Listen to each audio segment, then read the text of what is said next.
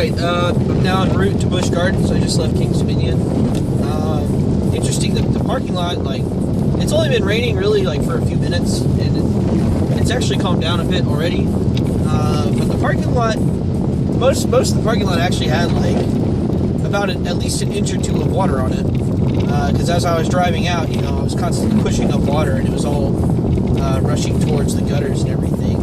I'm glad I looked at Google Maps, because apparently I-95 is pretty backed up, and there's another way I could go that should get me there a lot quicker. But I just want to share some of my thoughts on Kings Dominion, just in general.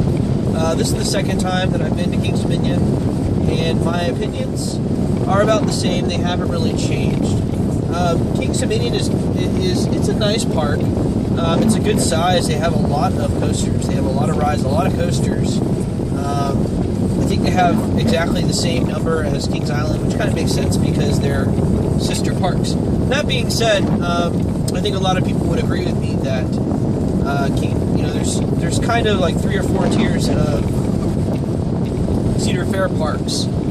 Cedar Point is the top tier. Is Cedar Point, Canada's Wonderland, Kings Island, maybe Knott's.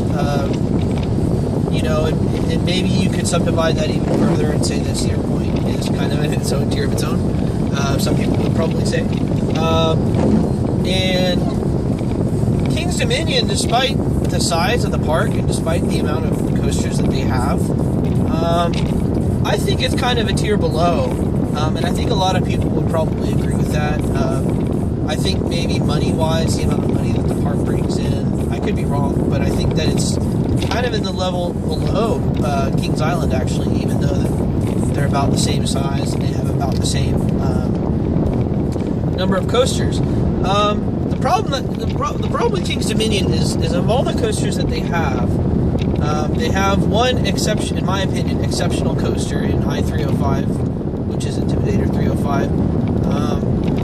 Maybe not everybody agrees with that. It kind of people have mixed feelings about it. Some people really, really like it, me being one of them. And some people don't like it as much as some of the other Intamins. They have, one really, really, one great coaster. I wouldn't call it exceptional, but Volcano is really great. I love Volcano. I know a lot of people love Volcano, and it's kind of the favorite at Kings Dominion in general. They have some good coasters. Dominator's a good coaster. I wouldn't call it necessarily a great coaster. I think some people like it a lot better than I do. I'm just not a huge fan of Dominator.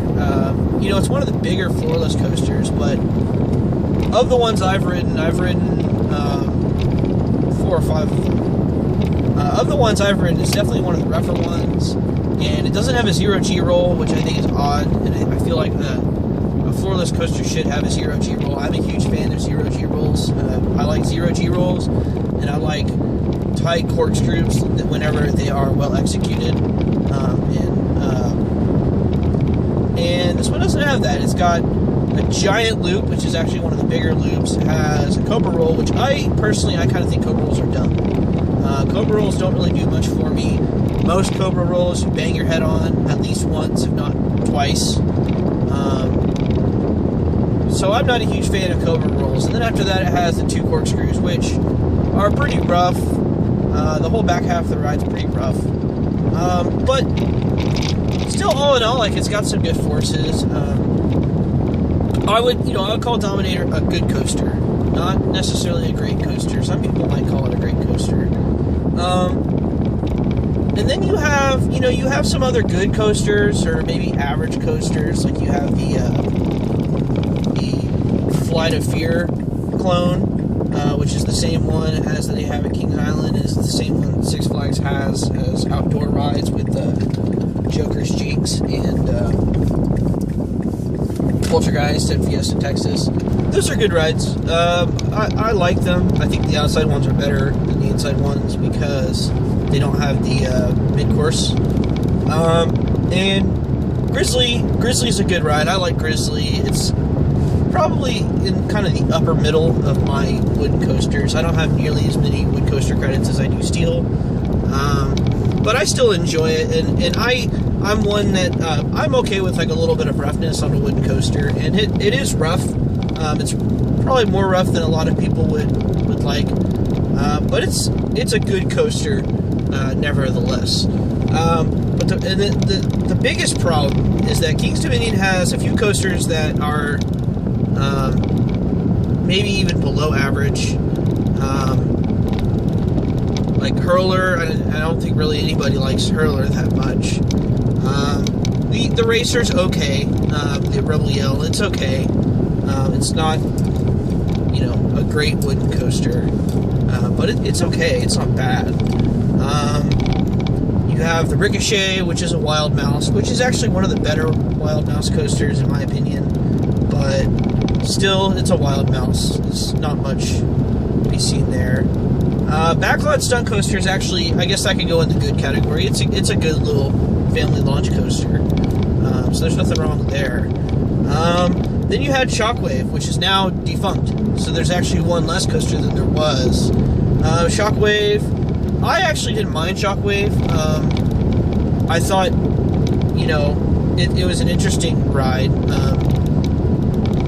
It's a stand-up coaster. I'm not a huge fan of stand-up coasters.